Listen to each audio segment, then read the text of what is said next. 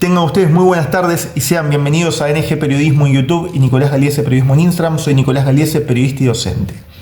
Hoy me encuentro con Alejandra Schiappa. Buenas tardes, Alejandra. Hola, ¿cómo estás?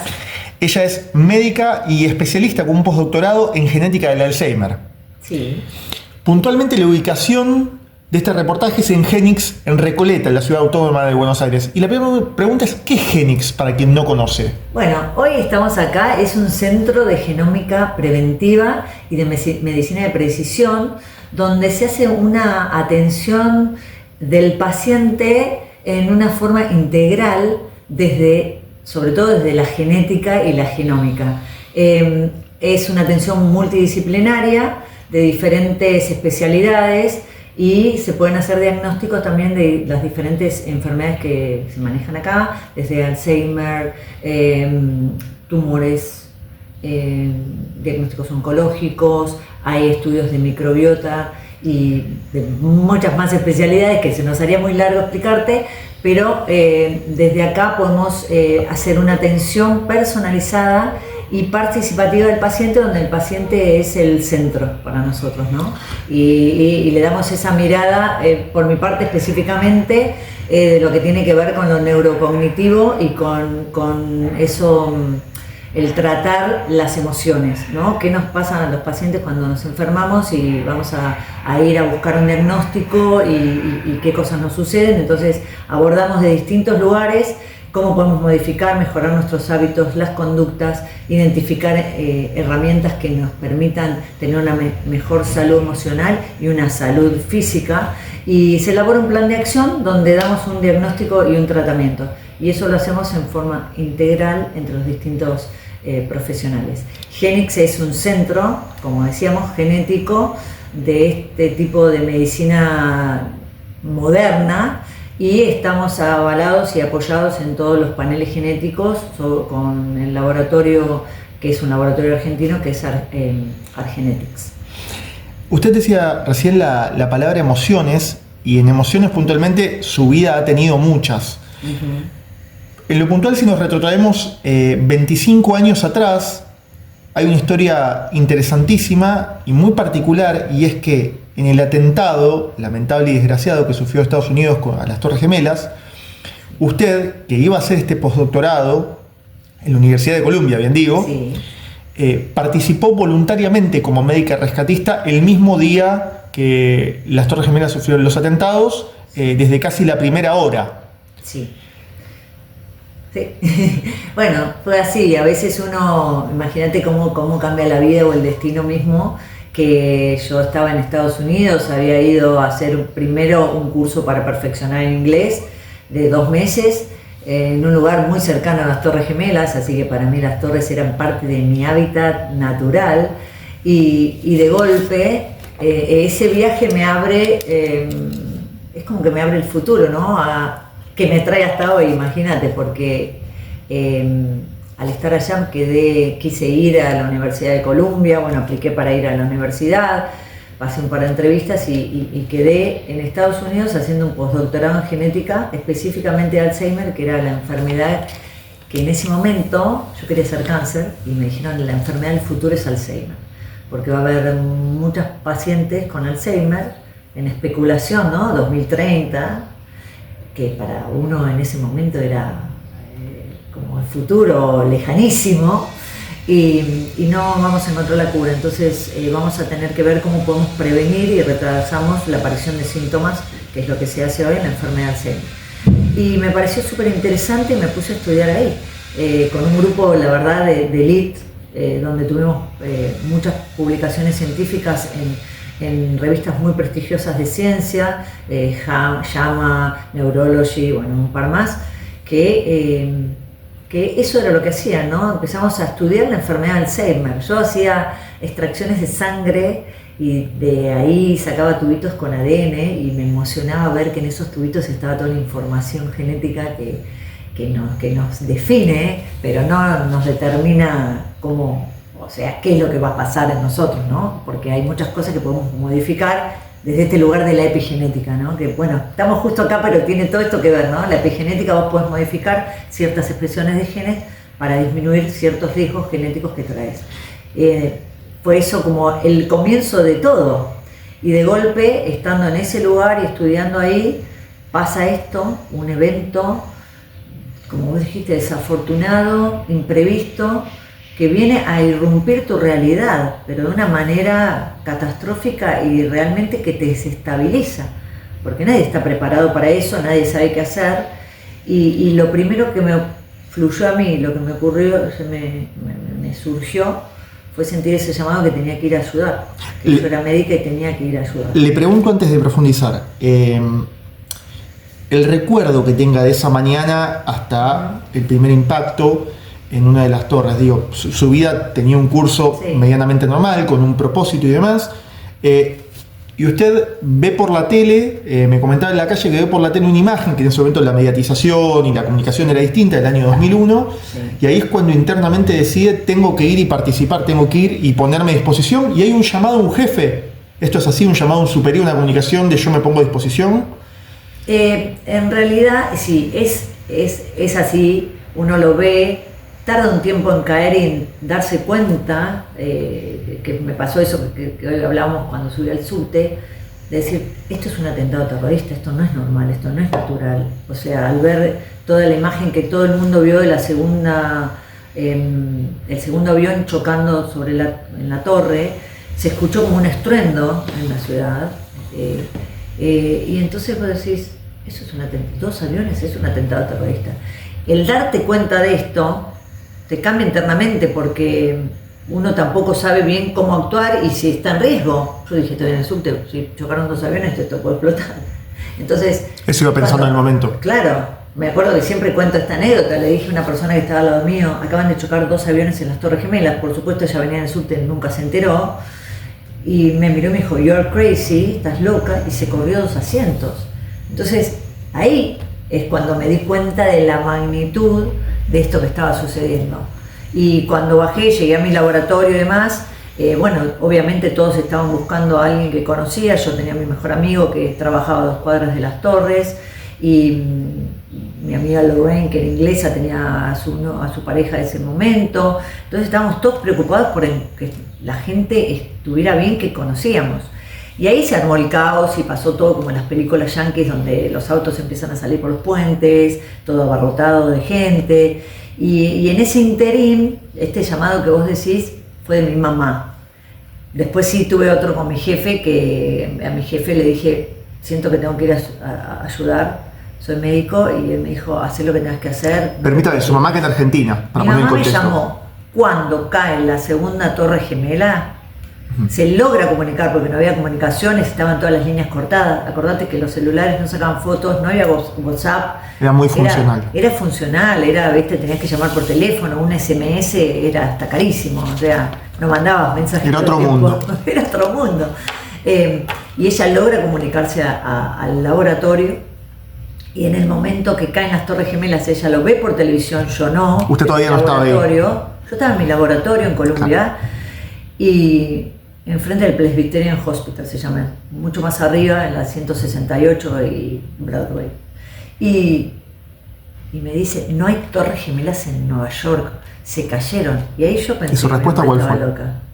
Dije, mamá, por favor, estás loca, digo, no hay torres. Y me gritaba, mi mamá solamente me gritaba, por favor anda a tu departamento y guardate, hija, por favor. Usted intentando asimilar que ese lugar por el que pasaba todos los días o casi todos los días no existía más. Que mi mamá estaba diciendo que no había torre gemela en Nueva York. Digo, estás loca. O sea, si golpearon, yo pensaba, esto pensé. Digo, pegaban 2 avioncitos, porque la dimensión, la magnitud de las torres era tan grande. Parecían invencibles. Claro, que los 2 avioncitos eran 2 avioncitos.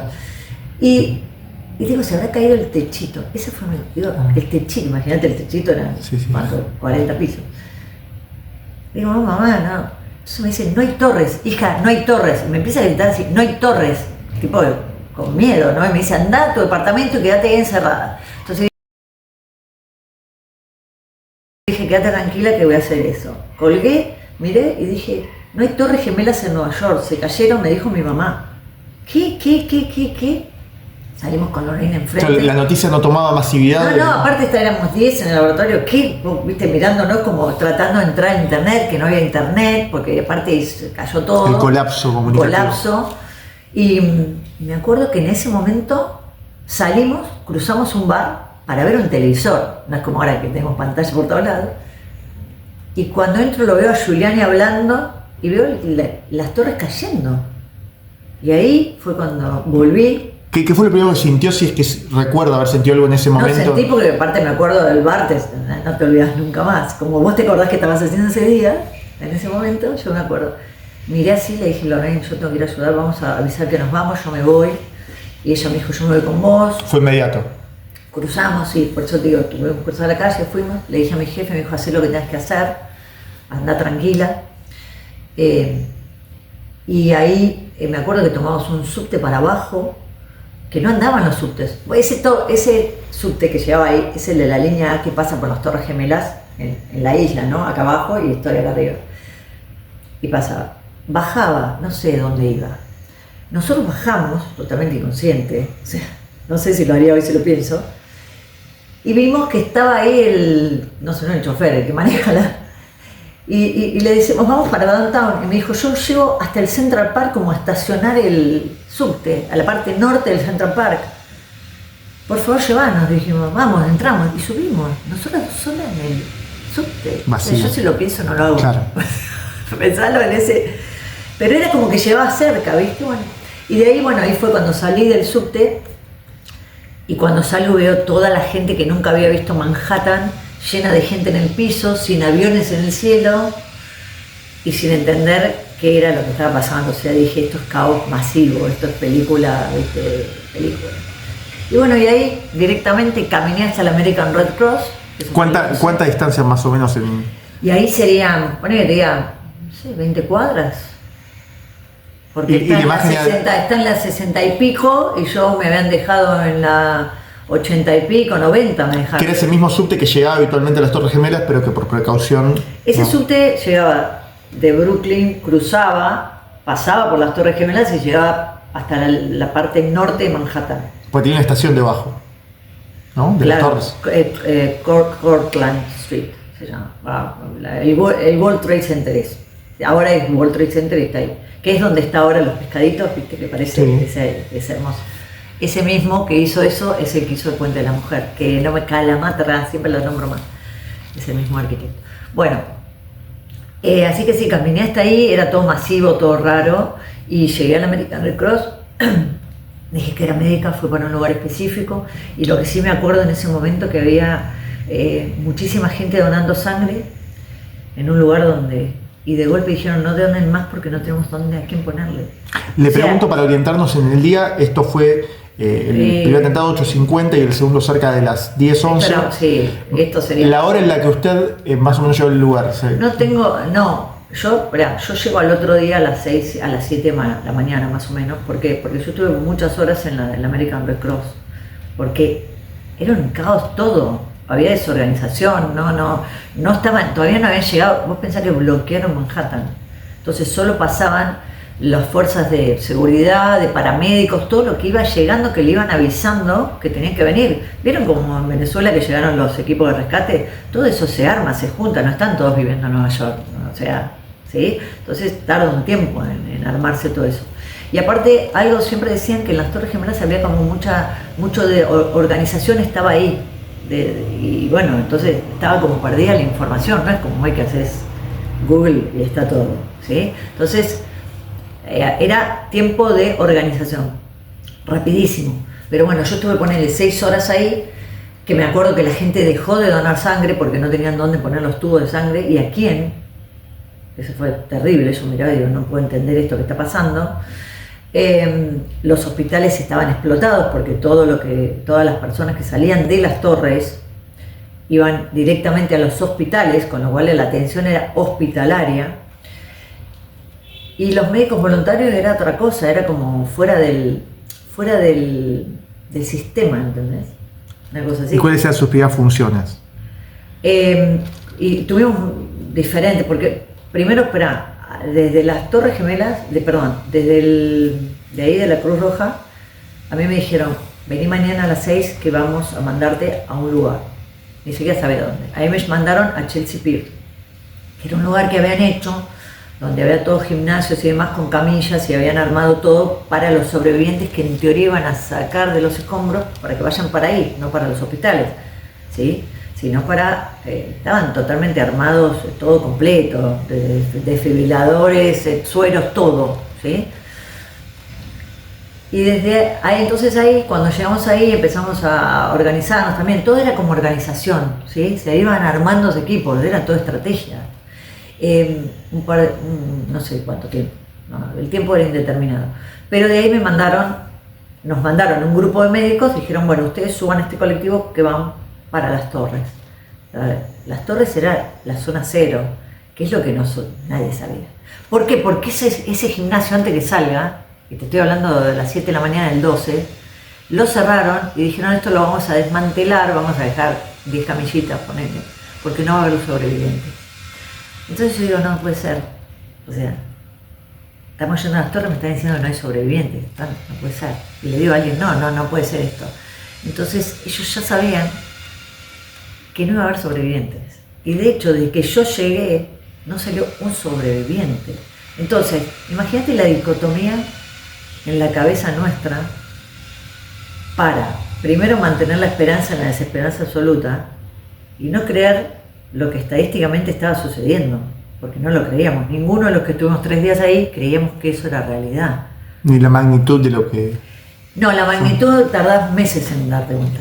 Cuando yo me subieron a ese colectivito y íbamos yendo, y siempre digo, íbamos llegando y había gente en los costados, con banderas americanas y banderas que decían, vos sos mi héroe, you're my hero, God bless you, Dios te bendiga. Y nos aplaudían cuando pasaban el colectivito. Mi primera reacción fue, digo, wow, estos yankees son fabulosos en el show, ¿viste? Porque después me di cuenta del valor y la importancia de eso. No sabes lo que era para los que, cuando entrabas a ese lugar, que era el Ground Zero, la realidad era una cuadra y el mundo había cambiado totalmente. O sea, eso maravilloso que yo conocía, Las Torres, el lugar que bailaba, todo. Ahí sí me permite ese punto, teniendo como aliciente el hecho de que usted no solo veía la postal de Las Torres frecuentemente y que era parte de su geografía, sino que además, ya sea a la terraza, a bailar, a cenar, digo, las había visitado interiormente y las conocía mucho. Sí. Entonces, ese 11 de septiembre que cambia para siempre la humanidad y la vida de Estados Unidos en muchísimos aspectos. Sí. Si recuerda esa primera imagen de llegar y ver la zona completamente devastada. Sí, ¿recuerda eso? ¿Tiene presente ese momento? Entiendo que es arriba del micro. Paso de este show que parecía hacer 2, 3 cuadritas, no importa, y de golpe todo el sol se volvió gris. De golpe... ¿Todavía había humo? Humo hubo 3 meses, o sea... Así que imagínate que sí, ese humo estuvo todo el tiempo, o sea, todo el tiempo estuvo encendido el fuego, o sea, no es que lo apagaron, no, estuvo meses humeando Las Torres, pero esos días sí, por supuesto. Es más, no solo eso, mirá, la primera imagen que tengo es cuando de golpe se empieza a poner todo gris, empiezo a ver todo gris, vos veías los edificios y veías todo gris, ¿sí? Veías el sucio de ese polvo, que era, siempre digo, eran astillas de hierro, no, eran astillas de asbesto, de hecho, eran todas como cositas de hierro, larguitas, que te quemaban, que te lastimaban, no era un aire, un humito, era feo. Y después fue entrar a Stevenson School, que fue el lugar donde era nuestro lugar de encuentro, nuestro centro de atención. Ahí adentro hicimos atención de vías respiratorias, de ojos, que era lo que más se afectaba, de piel, traumatismos, y yo después hice parte psicológica, ¿no? Pero al principio fue eso. Y después salir de Stevenson, y esa es la imagen que vos me pedís, ¿no? Que fue cuando damos la vuelta para tratar de entrar o sea, te estoy hablando... Al medio de los escombros y de la... Claro, entrar al medio de los escombros, tuvimos que rodear para entrar. Y me acuerdo que lo vi desde adentro hay un garden, se llama, de vidrio, era un edificio que lo vas a ver así redondito, verde, todo de vidrio. Desde ese lugar entro ahí, no me olvido más ver todas unas palmeras que había y todo gris, o sea, todo esto, todas las mesitas, las sillitas, todo gris. y ver que no estaban las Torres Gemelas, no estaban, o sea, ver el agujero y ver todos los edificios caídos así como si fuera una Las tela. montañas de escombros. Claro, pero eran las montañas y aparte como si fuera, viste, como si fuera el revestimiento del edificio, Sí, verlo claro. arriba. Hubo... Aparte te miro así porque no eran acá los escombros, eran Claro. allá, o sea, eran 10 pisos de escombro. Claro. O sea, era, Metros, todo era metros. gigante. Y en ese momento hubo, en el vértigo, en el impacto, en la desesperación, hubo algún momento personal, si es que se puede contar, por supuesto, de alguna lágrima, de algo que la haya detenido por un instante, de llorar y secarse las lágrimas rápido, de no entender, de decir yo me quiero ir, digo, toda esa confusión Sí. interna que se genera Sí. en el mientras tanto. Sí, en el mientras tanto. Yo estuve 3 días.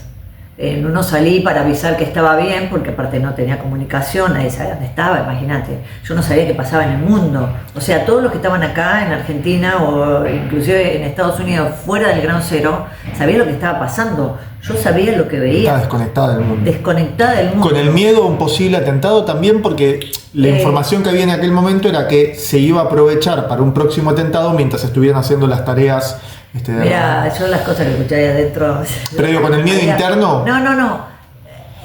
Esto que me preguntás era, por ejemplo, en un momento empezó un rumor, aparte era boca en boca, no sé, Claro. que en los aviones había una bacteria asesina. Imagínate, vos estabas ahí respirando hacía más de 24 horas. Claro. Mi piel era combustible de avión. Yo me leía así, era combustible de avión. El olor, porque estaba prendido fuego y el humo y el olor que había. Lo que pasa es que después ya era habitual. Pero, por ejemplo, se quemaba algo nuevo. Te pasaba esto. Yo no, en muy poquitas ocasiones tuve como un miedito.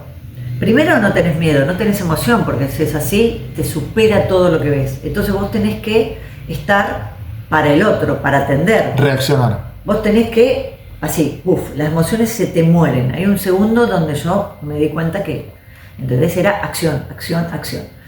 Después empieza la magnitud a caerte, empezás a mirarte con otros, empezás Ahí mismo. Sí, cuando empezamos a recorrer el área, a ver qué podemos hacer, cómo podemos ayudar afuera. Empezás a ayudar a los bomberos, a los policías, a los gendarmes, porque no había sobrevivientes. Nosotros íbamos a salvar vidas, sacar sobrevivientes, no salió nadie, ¿ok? Entonces lo que estábamos atendiendo era la gente que iba a ayudar a los bomberos. Pensá en los bomberos que estaban ahí, que no se querían ir, que habían muerto 350 bomberos el día anterior, que entraron a las torres. Entonces los bomberos que estaban ahí eran algunos que sus compañeros habían entrado y ellos quedaron afuera, no sé, en el camión haciendo otra actividad y se salvaron. Entonces esas personas empezaron a choquearse. Entonces vos ibas caminando y veías bomberos llorando, sentados en cordón en la vereda y los mirabas y te sentabas con ellos. Yo me sentaba y los miraba y te abrazabas y te hablaban y te conectabas desde ese lugar. Entonces muchas de las partes y las atenciones que hacíamos eran esas, ¿sí? En el campo, como quien dice. Después, o sea, más allá de, ¿cómo decirte? Se había minimizado tanto la vida de los rescatistas que el valor era del sobreviviente, que todos estábamos buscando al sobreviviente. Que nunca llegó. Que nunca llegó, pero nosotros no nos dábamos cuenta del riesgo en que estábamos. Claro. Porque toda esa gente, que de hecho esto sucedió con el tiempo, primero que caían cosas. De 20 pisos te cae un vidrio, explotaba algo. Y está el peligro de derrumbe alrededor. Claro, por donde vos caminás y te cae un vidrio ahí, te cae a 3 cuadras, no es que cae, ¿sí? Nada de lo especulado era, explotaban cosas.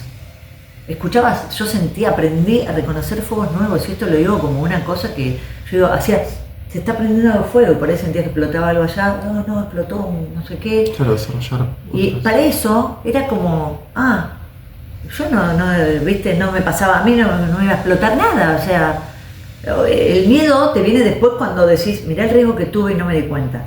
Pero sí, por ejemplo, yo siempre nombro un par de cosas. La aniquilación del ego. Un día me paré arriba de los escombros, estaba parada ahí mirando, viendo, y de golpe veía cómo actuaban todos y me sentí un inútil. Digo, me tengo que ir, no hice nada. Había hecho un montón de cosas, claro, pero no hice nada, no Era salvé a frustración. nadie. Es el ego sintiéndose inútil, sintiendo que no vales nada, que no sos nada, tu autoestima desaparece, el sentido y el propósito por lo que fuiste no existe, y vos, ¿qué sos? Nada. Así, eso es, ¿eh? Porque en la dimensión de eso, vos sos nada. Entonces, el vacío, ese es como existencial, es rarísimo, pero te lo digo así, yo le puse aniquilación del ego, porque en ese momento dije, me voy, pero nada tenía sentido, o sea, ni qué iba a hacer después, nada, no podés pensar. Y de golpe me acuerdo que siempre digo, y tiene mucho que ver con en lo que me transformé, en lo que soy y demás, que pude cambiar el sentido de lo que estaba vivenciando. Por eso te digo, pero aniquilé el ego, o sea, era la nada misma. Y me acuerdo que miré así edificios enfrente, que veía gente en las ventanas, y digo, ¿qué hace esa gente ahí? O sea, está en riesgo. Y hablamos con otros médicos, le digo, che, ¿qué hace eso? ¿No habría que sacarlos? Sí, tenemos que ir. ¿Y si vamos a rescatarlos? Y surgió que hicimos un Team A para ir a sacar a esa gente. ¿Por qué? Porque en algún lado nuestro entendimos que si podemos prevenir muerte, estábamos salvando vidas. Que eran los que no se querían ir. Que eran los que no se querían ir. Y ese fue el sentido que nos hizo cambiar. Por eso te digo, cuando uno cambia la mirada, ¿no? Y mucho de lo que hago en consultorio y demás, cuando te digo esto de salud emocional, ¿no? Cuando vos podés ver esperanza, ver desde otro lugar en lo que está sucediendo, tenés más chances, más posibilidades de lograrlo. Entonces cambiamos ahí, eso fue una. Permítame preguntarle desde, no una cuestión mística, sino de destino, de espiritualidad. Sí. Entiendo que no en ese momento atravesada por un sinfín de emociones y aturdida por la realidad y el dolor, pero ¿entendió por qué el destino, en esa desgracia y en ese dolor inmenso para Estados Unidos y la humanidad, por qué el destino en su historia personal la puso en ese lugar en ese momento? ¿Lo entendió? ¿Le encontró una respuesta? Sí, tardás años, vas aprendiendo de vos misma, y sí, para mí encontré el propósito de mi vida, el sentido de entender que a partir de un par de experiencias inesperadas, donde vos no tenés el control absolutamente de nada, ni siquiera de tu propia vida, ¿sí?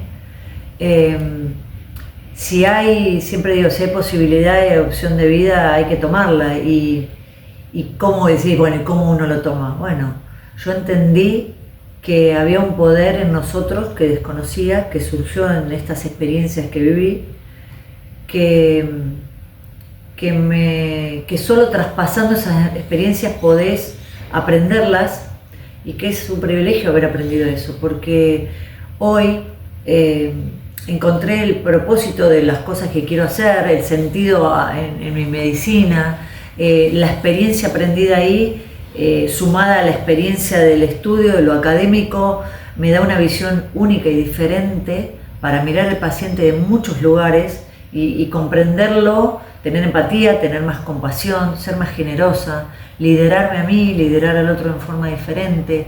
Todo esto te lo cuento hoy con una evolución de 25 años, donde fui aprendiendo, traspasando desde, ya te digo, esta vulnerabilidad absoluta, ¿no? De sentirte nada, a entender que hiciste lo que pudiste con lo que tenías y lo que sabías en ese momento, y que estuvo bien y que fue suficiente. Y vos decís, fíjate esto que te digo, hay gente que pasa toda la vida sin entenderlo, ¿no? Y que la vida tiene ciertos valores, y comprender cuáles son los valores que te rigen a vos, cuáles son tus creencias para actuar, porque es desde ese lugar donde vos te construís, donde vos sos quien querés ser, y lograr eso y empezar a mirarte y decir, estoy siendo quien quiero ser en la vida misma, yo siento que es un privilegio, y es un descubrir, y me lo dio, quizá me lo hubiera dado otra cosa, no sé.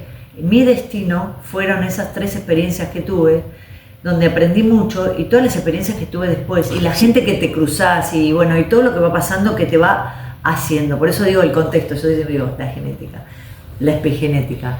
Uno es en un medio ambiente, uno es con vínculos que lo sostienen y lo rodean, ¿no? Entonces, todo eso, mucho de ese conocimiento me lo dio, si querés, no te digo en forma traumática, pero en forma, así como digo, ¿viste? Yo a veces digo, no sé, de golpe, contundente, una experiencia, 3 experiencias, pero bueno. Y ahí, si me permite explicar esto para la entrevista, que quien la esté viendo puede conocer la información o desconocerla, pero es válido aclararlo.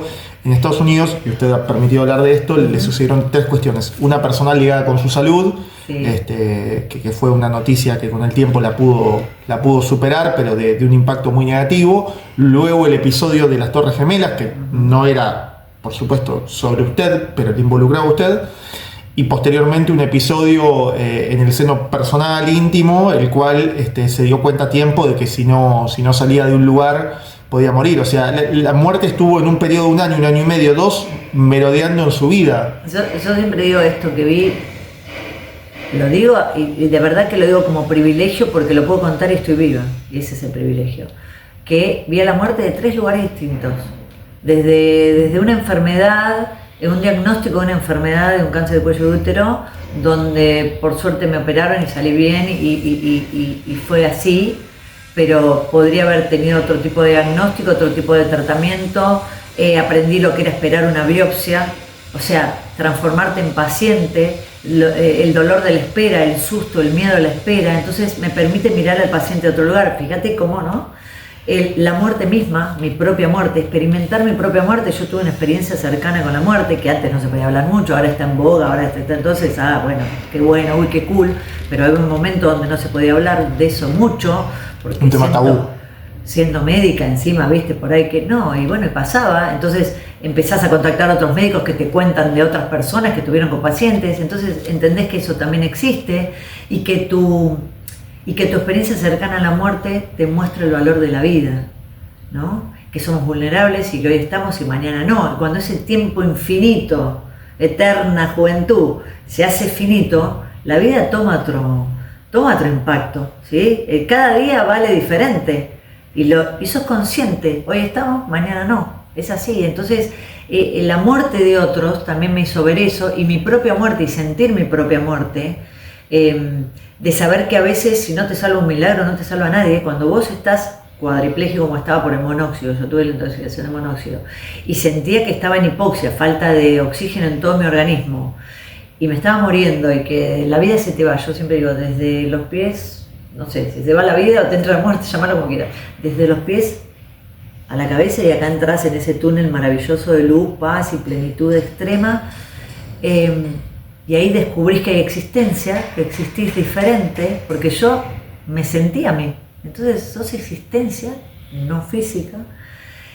Y después vienen las torres, bueno, eso fue lo último, ¿no? Y antes habían estado las Torres Gemelas viendo y sintiendo la muerte de otros que ni siquiera conocía, como parte de mi propia experiencia, ¿no? Y tratando de ayudar y sintiéndome inútil, y después dándome cuenta que podía prevenir muerte y estaba salvando vidas. Y después me acuerdo siempre de ese abrazo de unas abuelitas que saqué, Francesca, que cuando terminamos de sacar el edificio y demás, otras historias, porque son muchas muy largas, ella me abraza y me dice: nunca cambies tu historia, tu forma de ser, ¿no? Eso que me decías, las lágrimas, y me largué a llorar como un niño, y era el abrazo de mi mamá, de mi abuela, el abrazo que me... Y un poco de liberación también. Que claro, y que me volvió a mí, al ser, a que mi corazón, viste que te dije que había muerto las emociones porque estaba así, de golpe volví a sentirme viva, humana, en esa tragedia, en ese dolor colectivo, ¿entendés? Que es masivo, 3.000 muertes.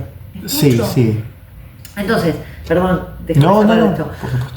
Cuando te pasa todo eso, vos no podés ir por la vida diciendo: no, bueno, me pasó esto, sigo, no. Mis primeros 2-3 años, y que venía para Argentina y que seguía con la parte de ADN, de la POE, del Alzheimer y del estudio de, viste, genético, era: ¿para qué me pasó lo que me pasó? No puede haber sido en vano, algo tengo que hacer con esto. Y de ahí que yo me transformo, y te estoy hablando de tiempo. Yo me di cuenta de quién era en el 2007 con una entrevista de Jorge Fernández Díaz, que escribió mi historia, y dije: esta soy yo, y la incorporé a mí 6 años más tarde. Y después me descubrí en lo que quería y que me fascinaba, que era comunicar, en una charla TED en el 2014. Y desde ahí que doy conferencias y me encanta. No es motivar, es inspirar, es mostrarte esto desde otro lugar, que vos sos capaz de mucho más si aprendes a usar tus herramientas, tus emociones, entendés tus creencias, tus valores, que estamos flexibles al cambio constantemente, neurogenética, neuroplasticidad, ¿entendés? Neuro todo, y lo sabés usar tenemos un montón de herramientas para mejorar nuestra calidad de vida diaria y elegir quiénes queremos ser y qué queremos hacer en esta vida que nos toca. Entonces, desde ahí me transformé en esta mujer, mamá, médica, que en todos sus actos expresa eso mismo, ¿entendés? Hay esa coherencia, esa resiliencia, ese aprendizaje que quiero compartirlo, es eso. Lo comparto en mi profesión, lo comparto en una charla ahora con vos, lo comparto en conferencias que doy, en empresas, para equipos, para mejorar la performance, los vínculos entre las personas, y eso me hace extremadamente feliz, así de simple y complejo. Alejandra, agradeciéndole el tiempo, me quedan 3 preguntas solamente en concreto. La primera de esas 3, ¿quedó en contacto con algún, bueno, no sobreviviente, pero persona que atendió, familiar, alguien cercano que haya, esta señora Francesca que usted mencionaba, algún vínculo de algún vecino de una persona que haya fallecido, que al día de hoy cada tanto establezca una comunicación? Sí, bueno, a Francesca la fui a ver 6 meses después porque ella me dijo que estaba muy flaca y me quería dar de comer. ¿Francesca italiana? Sí, era italiana, hablaba italiano, todo inglés italiano, pero bueno, lamentablemente había fallecido, así que fui a comer una promesa que había hecho porque cumplí casi todas mis promesas en la vida y bueno, y no estaba. Pero primero tengo muy buenos vínculos con todos mis amigos y la gente que conocí en Nueva York y que estábamos en ese lugar, en ese momento de laboratorio y demás. Después la vida me dio el privilegio también de conocer a los familiares de las víctimas argentinas, porque al año yo fui al duelo que se hizo en ese mismo lugar. Yo por un tiempo después, cuando salí del Gran Cero, nunca volví. Al año volví y me permitieron entrar con los familiares de las víctimas. O sea, fue un sepelio de 3.000 personas en ese lugar. No te puedo, ese es otro capítulo, la energía, todo lo que pasó. Hay hasta una foto del New York Times, donde en un circo de honor, en ese momento se levantó viento mientras nombraban las víctimas. Se hizo un viento así huracanado gris, que nos llenó del polvito gris en el centro de eso. Entonces, lo puedes buscar, existe, no es que lo aluciné. No, entonces, hay energías y lugares que te conectan constantemente todo el tiempo. En cada vez que fui a Nueva York, que fueron muchas, y yo voy a la fuente, fui a las torres, hice la promesa de mi hija llevarla cuando estuvieran las torres Freedom hechas, en el 2007, cuando vi el proyecto. Fuimos en el 2016 juntas, en el 2022, y bueno, en el medio también muchas veces. He ido en el 11 de septiembre, el aniversario, con la línea de primeros rescatistas al museo, que fue una experiencia maravillosa, y también con los familiares, y esto es lo que te digo. Al año, cuando fui, yo junté unas piedras porque veía que todas las familias hacían montículos, ponían una foto y prendían una vela, y eran lo que tenían para sus muertos.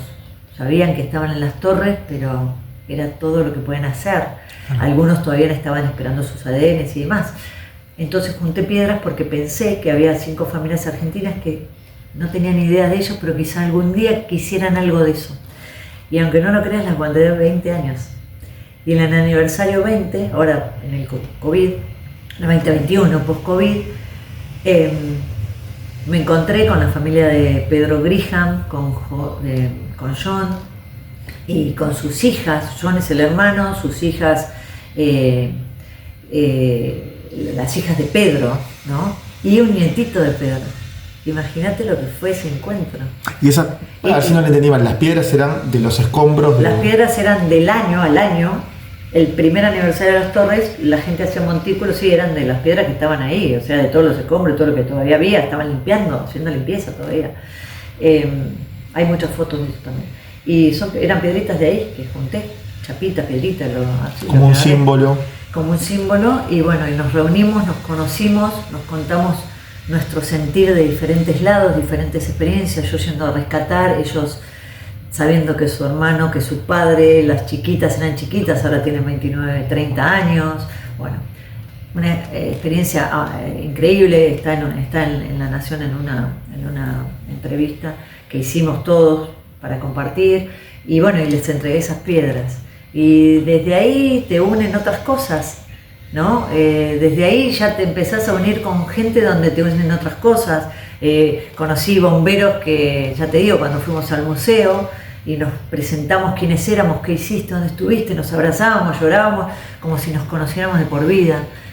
Familiares de otras víctimas que me dijeron, vos estuviste. Me pasó a entrar esto fue una experiencia increíble con mi hija, que para mí fue como yo te digo, Yo dije algo la otra vez, que hablé con vos, esto del reconocimiento a veces te sana. Reconocimiento de otros, miradas, abrazos, todo esto que te estoy contando, te ayuda, te alivia el dolor.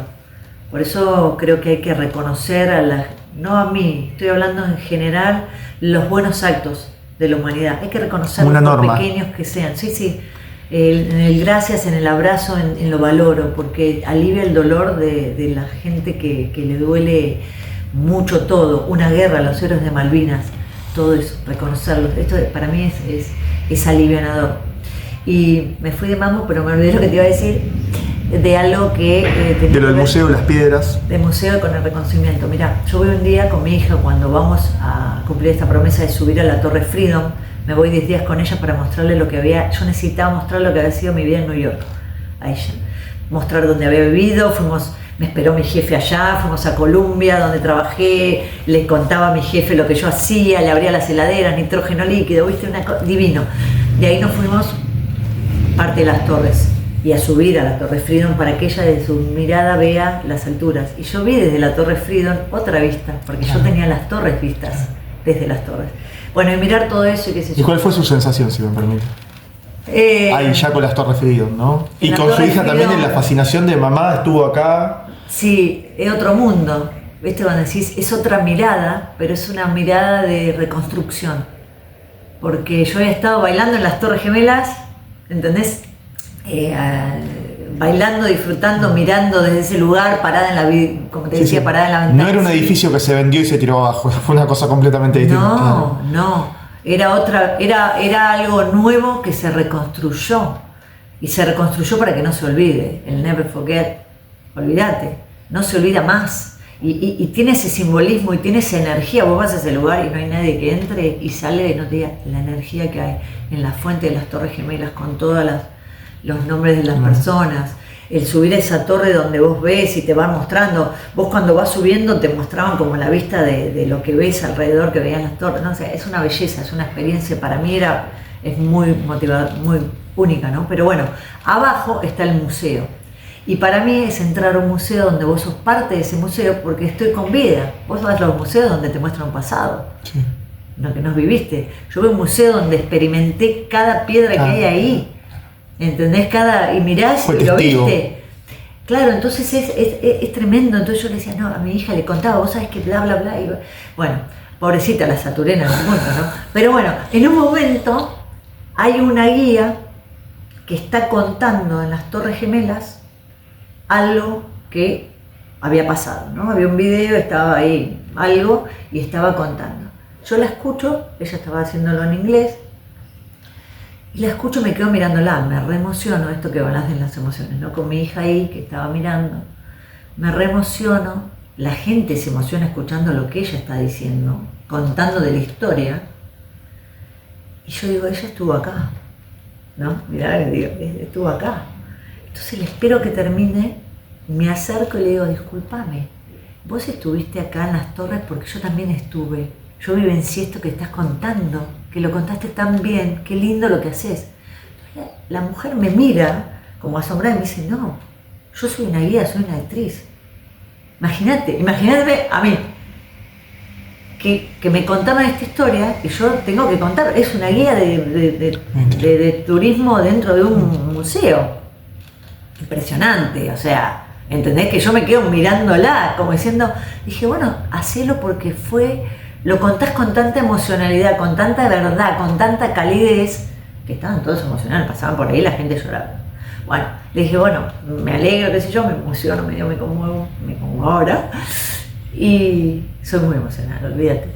Y cuando me voy, de la mano de mi hija, íbamos como una rampa, ella agarra en el micrófono y dice, quiero decirles algo, ella es una doctora que toda esta historia que estoy contando la vivió, estuvo en el 11 de septiembre, en el 12.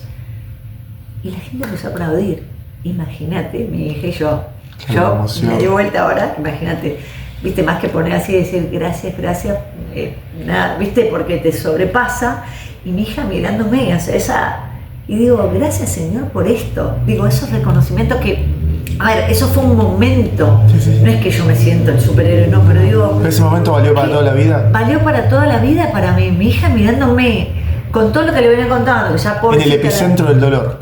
en ese lugar, y que, ¿entendés? Desconocido de todo el mundo te aplaudan porque vos pasaste por ahí, y te estoy hablando, esto fue 2016. O sea, ¿entendés? Entonces digo, y ahí entonces también aprendés eso, qué importante es el reconocimiento de la gente que hace cosas, no estaba hablando de mí, que hizo cosas dolorosas, ir a una guerra, estar en un terremoto, ir a ayudar, salir, sobrevivir, porque terminás siendo un sobreviviente, terminás siendo un héroe sobreviviente, un sobreviviente héroe, toda la gente que se encuentra implicada en una tragedia. Alejandra, agradeciéndole inmensamente el tiempo, el testimonio conmovedor, el nivel de detalle. Realmente es muy difícil no emocionarse escuchándola. Van a cumplirse 25 años de ese desgraciado día y un atentado tan doloroso que cambió a Estados Unidos y a la humanidad desde ya. Obviamente usted ha dado frases y comentarios de todo tipo, pero se cumplen 25 años y le dejo para que usted complete el resto. ¿Qué pasa por usted? Más allá de que sea un número puntual y habrá un 26, y habrá un 27 y habrá un 28, digo, sí. Se cumple un cuarto de siglo de aquel día que cambió para siempre la humanidad.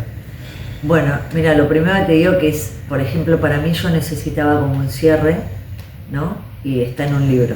O sea, hoy realmente avanzado porque este libro lo quiero escribir de hace 10 años y no podía, no puedo, no sabes lo que me cuesta. Es increíble con todo lo que tengo dicho. Y no sabés lo que me cuesta. Mi editora a veces me quiere matar. Ya estamos por un capítulo, vamos por varios capítulos. Yo tengo más de 8 capítulos hechos y iba a ser de 11. Ahora estamos ahí. Pero como conclusión para mí va a ser el cierre. El cierre de algo que dejo un legado para mi vida o para quien lo quiera leer, va a estar ahí, ¿no? Todo un aprendizaje, toda una cronología, pero sobre todo el aprendizaje de estos 25 años que tengan que ver con lo humano. Eso te lo digo como un cierre personal, eso sería como mi cierre personal. Y va a seguir, obviamente, trayendo otras cosas, pero desde otro lugar mío, porque yo digo que estos eventos que suceden te transforman. Y esa transformación no es única, es permanente, es cíclica. Cuando vos aprendés algo más de esa historia, te transformás en alguien diferente y desde ese lugar vas a mirar diferente y vas a ver otro aprendizaje y vas a transmitir diferente lo aprendido. Entonces creo que uno se va haciendo más experto, más sabio, más calmo, y lo que sí siempre digo, y cuando a veces siempre creo que, mira, mi conclusión fue llegar a, y lo doy en conferencias, pero digo, fíjate cómo a veces se va puliendo el cierre de las cosas, ¿no? Porque yo siempre decía, daba charlas de ser tu propio líder, ¿no? Y ser un líder resiliente, creativo y generoso, ¿no? Y fíjate que en el accionar termina todo teniendo que ver con eso en lo que yo me transformé, ¿no? Una persona tratando de liderar su vida como puede, con lo bueno y malo y todo lo que le pasa, resiliente de todas esas experiencias, aprendiendo de todo, creativo para resolver y para crear cosas nuevas, y generoso desde el lugar de decir, quiero compartirlo, quiero aprender de vos y de tu experiencia, que la compartas conmigo. Entonces, creo que esos son los valores humanos que quiero expandir, y creo que si hay algo que la humanidad no puede dejar de hacer es de vincularse, de crear vínculos afectivos y efectivos, emocionales, que nos mantengan cada vez más humanos, más conectados y no tan tecnológicos y desconectados del mundo que vivimos, porque lo que te salva es la conexión humana. Alejandra, muchísimas gracias y muy amable. Ha sido un honor este tiempo. Gracias, igualmente. Gracias.